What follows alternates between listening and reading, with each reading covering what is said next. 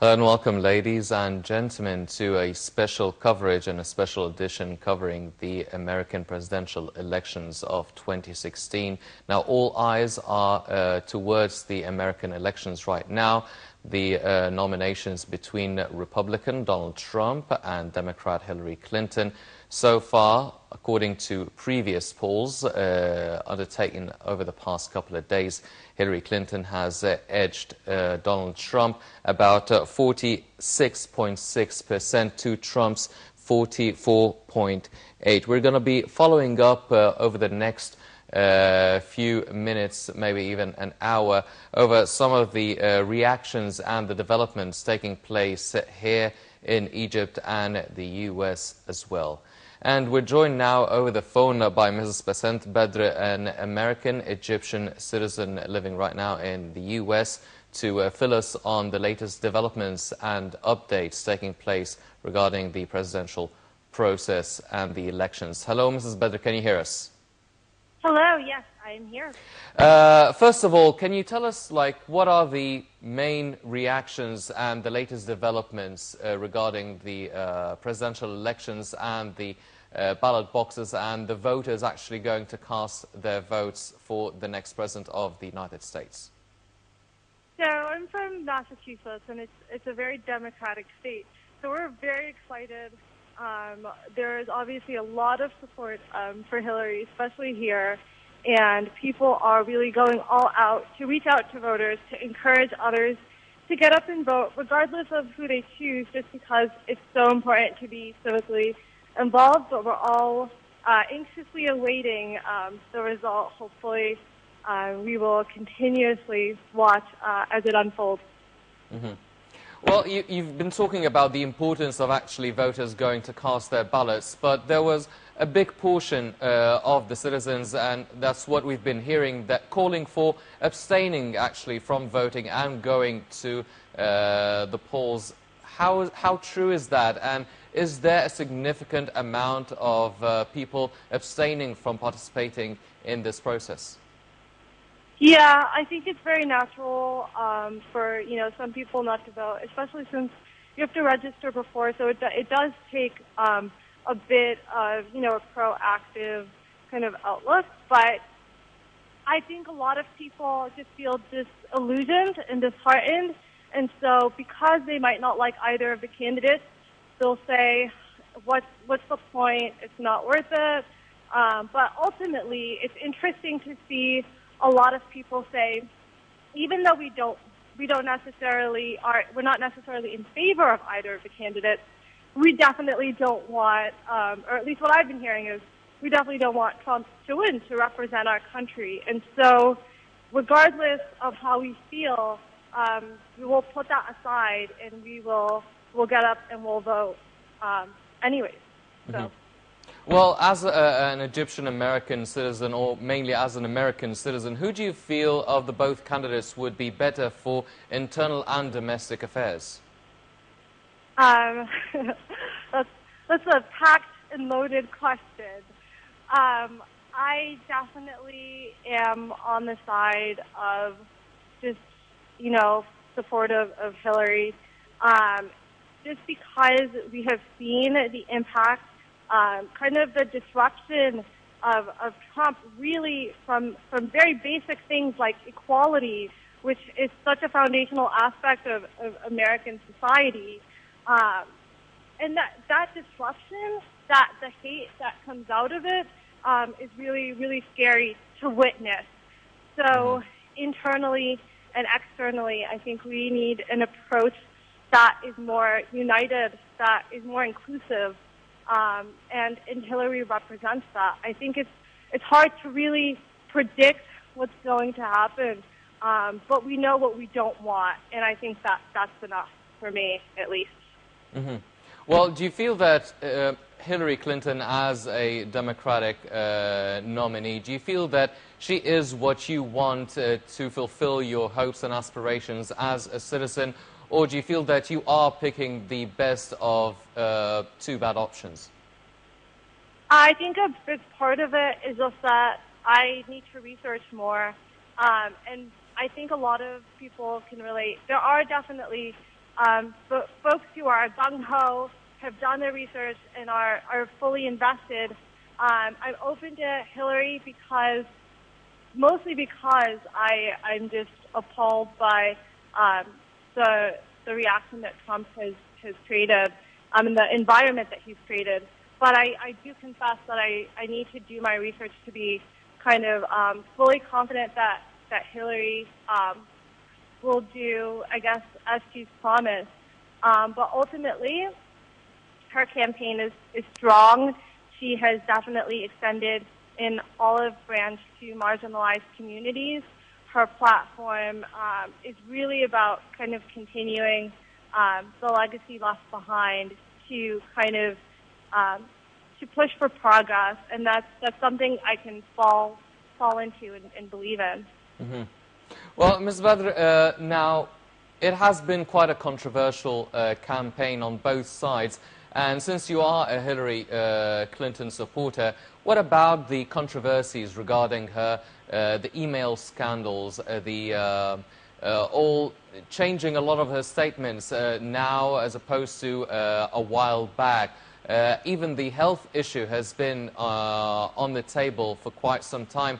Did you feel that this might change or swing some votes or hinder her chances in any way? Well, I think part of it is she has been kind of cleared. The FBI did come back and say, we've completed our investigation.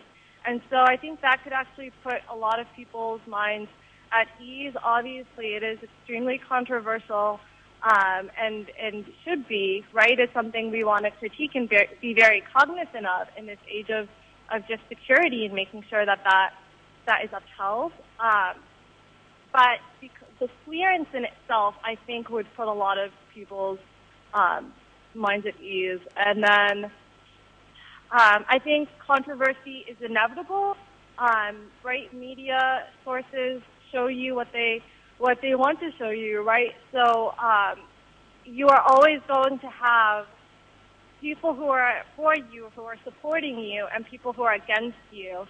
And I think that's just how it is with everyone. Mm-hmm. Well, let's assume the scenario that Hillary Clinton will win this election. How different do you feel it could be as opposed to the past 8 years that Obama was in charge? Do you feel that it's going to be a continuation of the same policies, whether foreign policies or internal policies as well, or do you think that she will add something different to the table? That's a good question. I guess I'm willing to be cautiously surprised. I guess right now, in the moment, I don't feel like there's going to be any significant disruption. I think it's a beautiful, symbolic. If it happens, it would be a symbolic victory, just for a woman to have the first American U.S. president. But in terms of my day-to-day, I feel like it will most likely be a continuation. But I'm definitely open to being surprised. Mm-hmm. Well, Ms. Badr, a lot of people are viewing these elections. They're saying that, well, they might be two candidates going different directions, and the rhetoric has turned quite personal at times. But it doesn't really matter who's going to become the next president of the United States. The policies wouldn't be as radical as both directions might indicate. Still be decided really by the House of Representatives and the Congress. How true is that? So I would say that, it's not just about the policies, but it's about people's morale and how people feel. And I think the president plays a big part in that, right? Who your leader is impacts, how you feel and just sentiment, right? Like public sentiment is always something that we're measuring. So I do think it's impactful. I think it matters. Even if people would argue that it doesn't from the perspective of policies, there are other aspects of our lives that are touched by this, right? Just general public morale and sentiment. And I think that's huge in this election. where the opponents are so polarized, right, and are definitely coming in with very, very potent perspectives, it matters. It matters. Mm-hmm. Well, like you want to be proud of your leader. You want to have that kind of feeling of being proud. Mm-hmm. Yes, well, definitely the image of a country's leader is definitely important. So, were there any reports of any irregularities or violence taking place at the polling stations? Anything of the sort at any state so far? It's definitely not something I've noticed, and it's not anything that I've heard of. I have a lot of friends and family members who went out to vote. It's been a pretty straightforward process. I know some people get to vote early in some states, and some just go the day of.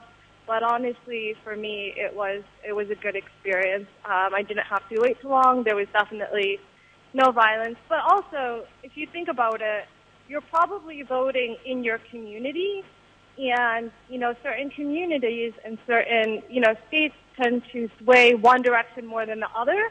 So you won't necessarily be facing huge conflicts of interest. And I think people are pretty respectful that it's like a personal decision. Like even when we talk about voting, we'll say, oh yeah, I voted today. Well, we don't have to get into the specifics of exactly who I voted for and what I voted for. So.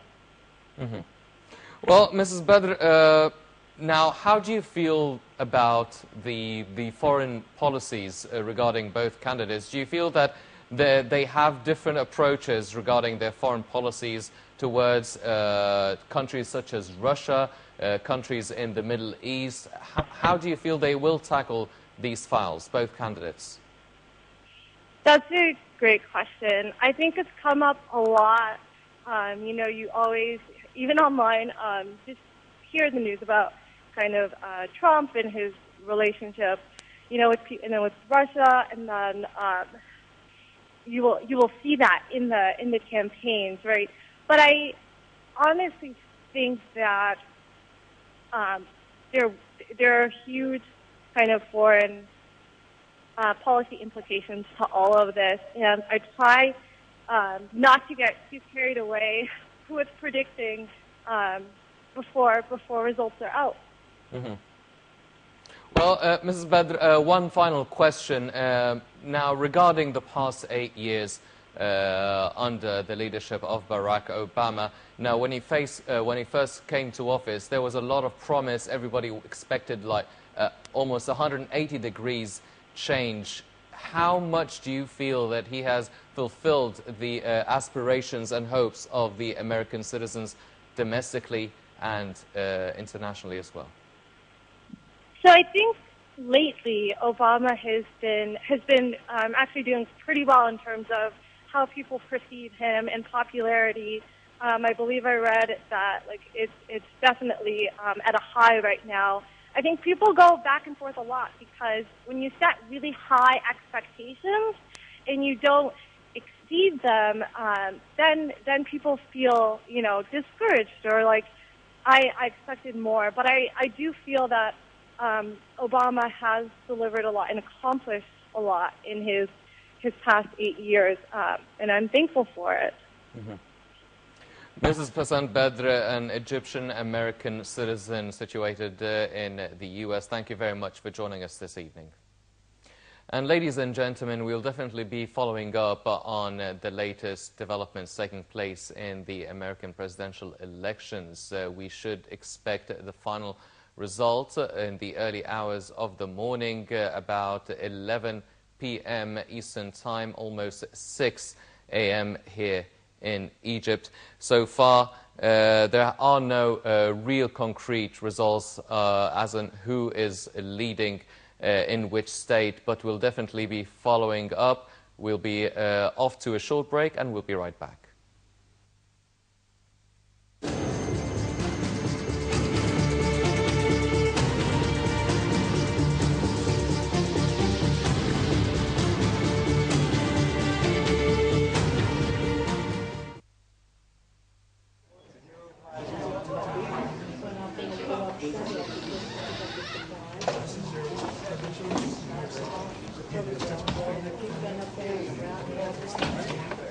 mistake because in the end, this is about What is your current address? should be a back spot. You go back to back. Okay, can you press the window? They didn't work out here today, didn't they? Didn't want us to play shot. Did it? Oh, they're playing with the structure a little bit. There you are, sir. Thank you very much. Hi there. You're Associated Press, correct? Okay, now, I understand, but what world is it like this on the scale? Yes.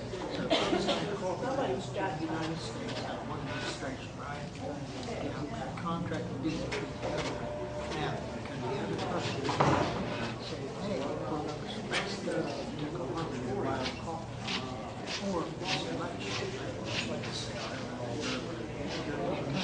they're kicking back watching you, right? Now, hi.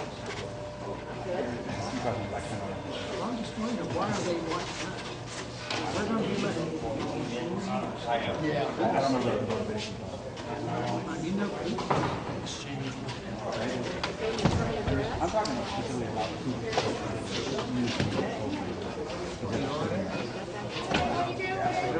they requested this kind of thing. They pay for that service. And a lot of them do. This here is just like the turnout is going on now. Some machine Miami.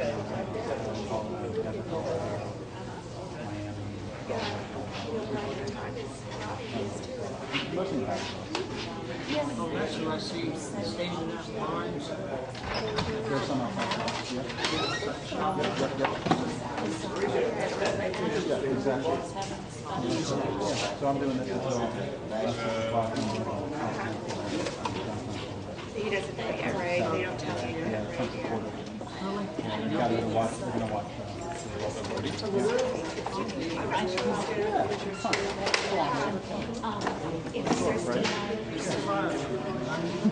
Maybe. Anything's possible. You too. Good talking to you. No. But I really don't have any idea. It was good seeing you. Is it usually close to 69%? I probably close to that. Yeah, probably more. You never know. It's going to keep the buyer pushing forward. Still a lot of people. Yeah. It's more as far as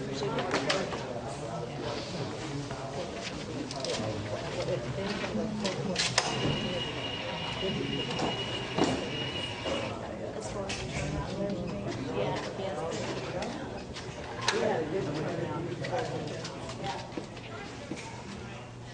for the May project. We had a good trip.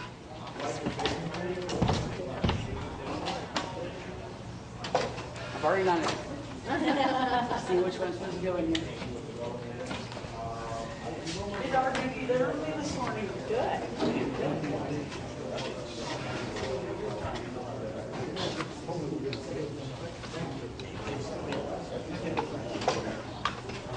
Hi. Yes, I do.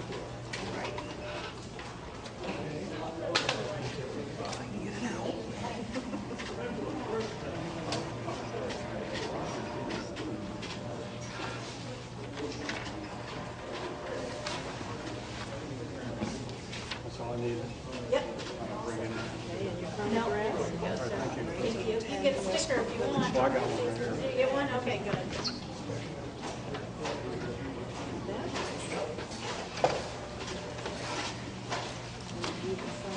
Hi there. What's your name?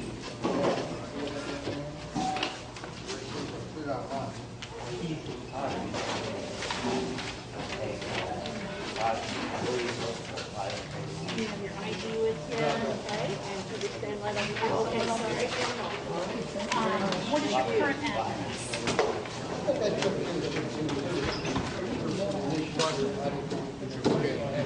Oh, let's see.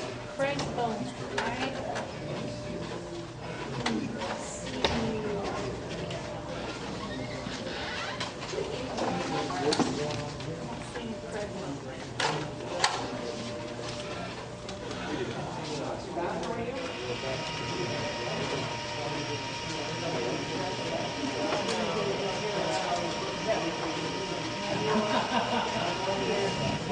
provisional ballot, but what did your father have?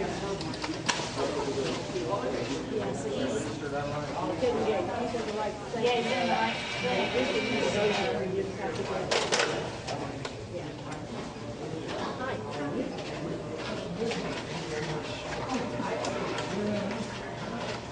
Take that, go over to this table over here and I'll give you, okay?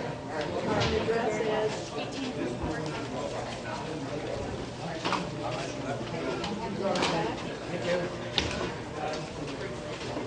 Oh, thank you. You're welcome.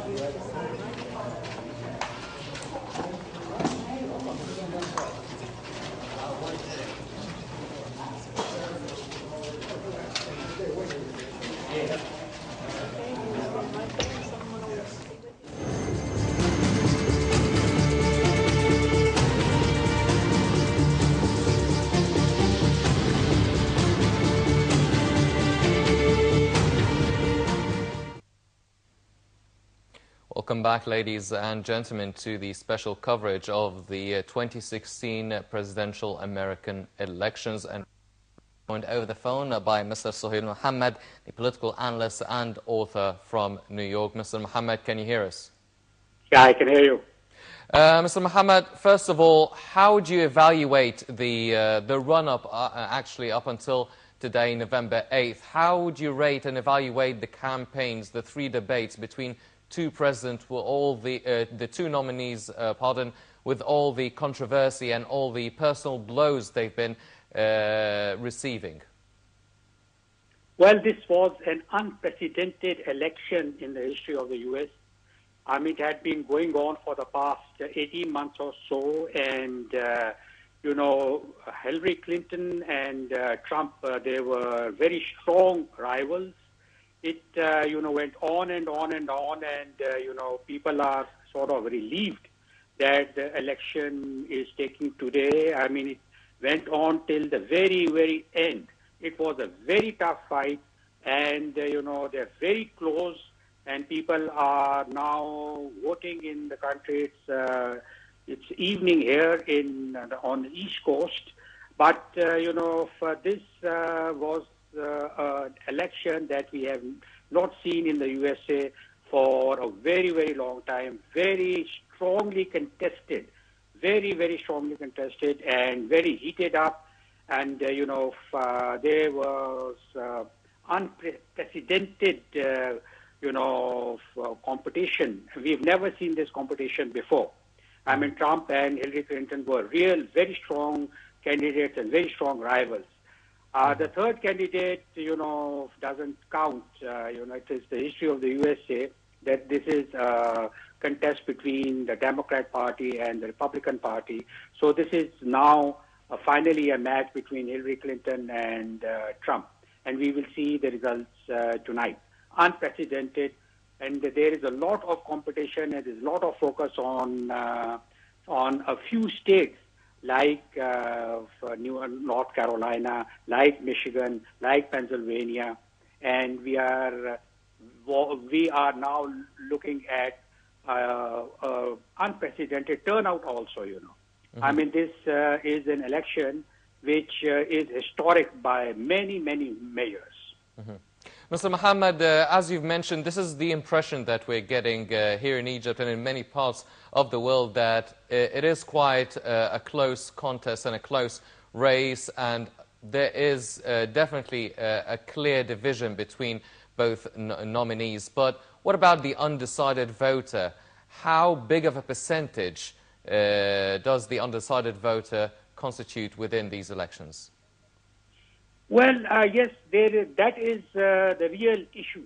I mean, there is no doubt that, you know, Hillary Clinton has a certain edge over Trump, about a 4% lead. You know, that is, you know, a given. I mean, as far as the situation today is concerned, 44% versus 42 to Trump. So people who have decided, I mean, people who are voting Democrat, they have already voted or will vote in the next few hours. And people who have decided to vote for the Republican Party and Trump, they will cast their vote for Trump. So, you know, the Democrats have an edge as we stand today. The real question is, how will the independents vote? And, what happened last night was unprecedented in the history of American elections. It has never happened that a sitting president has gone out of his way to support a candidate. You know, we have seen Barack Obama, the president of the USA, come out for supporting Hillary Clinton. This was the 17th time that he did it in the last night. Mm-hmm. Okay, and it's not only Barack Obama; it is his wife, Michelle Obama, who came out again and again and again. I mean, it has never happened before. I'm repeating myself. Barack Obama, the sitting president of the USA, came out to support a candidate of his party, Clinton, for the 17th time. And he has come out very, very strongly. He made a very strong emotional appeal last night, and it went on. I mean, it was a great show. But, the whole idea was not to appeal to the base. I mean, the Democrats are already out there voting in very large numbers. The whole idea was, and the whole emotionalism that we saw last night was to appeal to the undecided. Mm-hmm. And the Democrat Party is hoping that enough undecided will sort of switch over to the Democrat Party and Hillary Clinton will win. It appears that Hillary Clinton will be the next president of the USA. Mm-hmm. But it's too early to say. Yes, well, Mr. Mohammed, as you've mentioned, it was unprecedented and quite unusual to see the current President Barack Obama actually campaigning for the Democratic nominee Hillary Clinton. Do you feel, even though that the early polls have suggested that even though it's a close contest between both nominees, still Hillary Clinton was edging a little bit closer to the presidential office? But can we take that President Obama campaigning for Hillary Clinton as a sign of a serious threat posed by Donald Trump and a very good competition presented by the Republican nominee to actually win the race, that they actually needed the current president to help campaign for Hillary Clinton? Yes, of course. Of course, there's no doubt about that, I mean, the Trump phenomena is something which is, it has to be taken very seriously in American politics, Here is a populist, who, of course, his opponents term him as totally incompetent to be the president of the USA, a racist, a demagogue. But, you have to understand that he has support in the working white American, support base, and he represents a lot of anger at the American political system. He's an outsider, and who has, really shaken up the election as never before.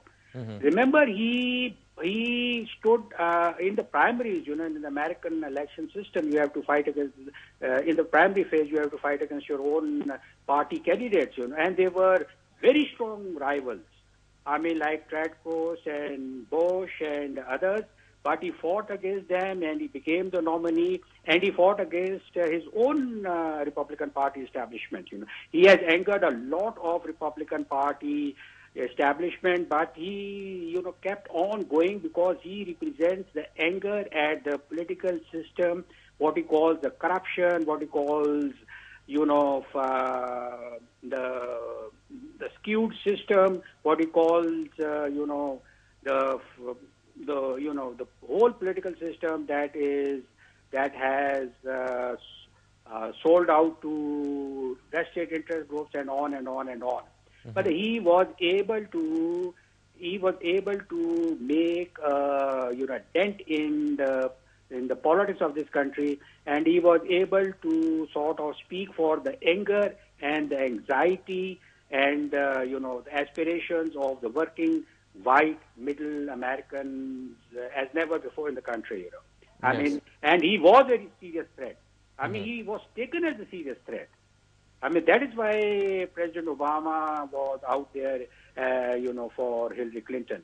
I mean, the Hillary Clinton and the Democrats were under no illusion that this is going to be easy. This is a very hotly contested race. Well, Mr. Mohammed, as you said, there is a big portion of undecided voters within the American population for this presidential elections. And you've mentioned, I mean, you are living in New York, so one would assume the majority of New Yorkers would be voting for Hillary Clinton. But what about these swing states, such as Ohio, Iowa, Michigan, North Carolina? These states, how do you think, I mean, what would be the deciding factor for them to choose either Clinton or Trump? Well, that is the question. I mean, we do not know. As a political analyst, we do not know.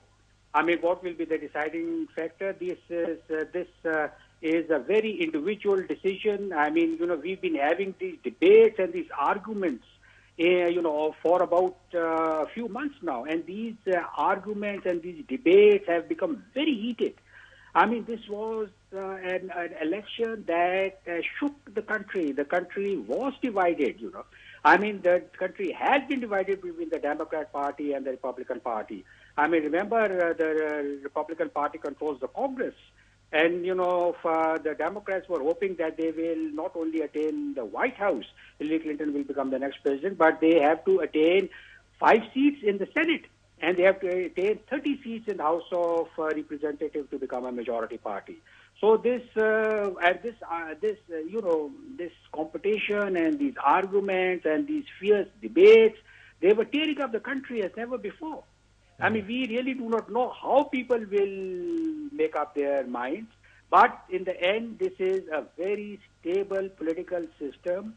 I mean, this is the marvel of democracy. This is perhaps the best elections in the history of the world. So, I mean, people make up their minds. What happens at the last minute is that people vote for the wrong reasons, so to speak, I mean, what is called the flip. The flip is that you are not voting for your candidate as much as you are voting against someone. So Trump is trying to scare people that, and made a very strong argument till the very end. And that end, I mean, is the early hours of today. I mean, they were out there making speeches till very late at night. And they were both trying to scare their supporters, and not their supporters, they were actually trying to scare the people, and they were aiming at at undecided, that that Trump is unfit to be president, and Trump was saying that you really cannot trust Hillary Clinton because she is the establishment, and the establishment has not served American interests, and the establishment is all corruption, and this whole political system is rigged against the desires of ordinary people. So they were making last-minute, very emotional appeals till the early hours of this day. So it is now for the people to decide what they do. What happens is that there is a flip. There is a flip in the end. Well, we'll definitely be following up. People decide to vote against someone and then they cast their votes. Yes. Mr. Sohail Mohammed, the political analyst and the author, joining us on Skype from New York. Thank you very much for joining us. And ladies and gentlemen, these elections will last until 11 p.m. Eastern Time, which is 6 a.m. Cairo local time, and we'll be following up these events and these developments by the minute over here on Nile International. That's all for this special coverage of the American elections of 2016, and we'll be right back in a short while, so don't go away.